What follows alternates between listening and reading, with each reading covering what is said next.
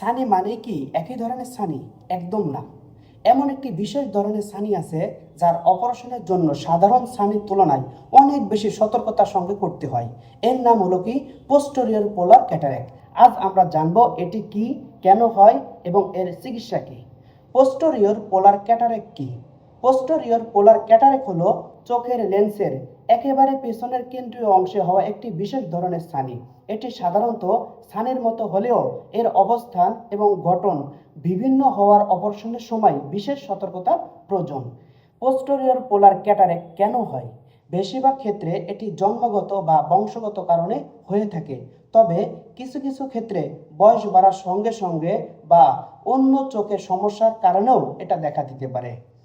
Posterior পোলার cataract এর লক্ষণগুলো কি কি? 1. ঝাপসা দেখা। 2. আলোতে তাকালে বেশি সমস্যা হওয়া। 3.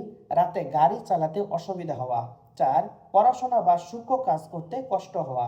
5. চোখের চশমা পরিবর্তন করলেও ভালো না দেখা। পোস্টেরিয়র পোলার ক্যাটারেক্ট এর চিকিৎসা কি?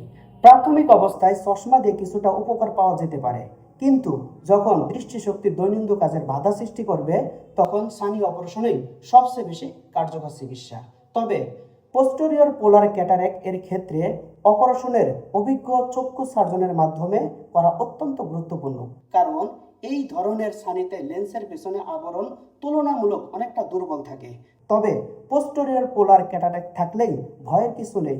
সঠিক সময়ে পরীক্ষা এবং দক্ষ সার্জনের মাধ্যমে অপারেশন করলে অধিকাংশ রোগী ভালো দৃষ্টিশক্তি ফিরে পান। ভালো থাকবেন। আসসালামু আলাইকুম রহমতুল্লাহি ওয়া বারাকাতুহু।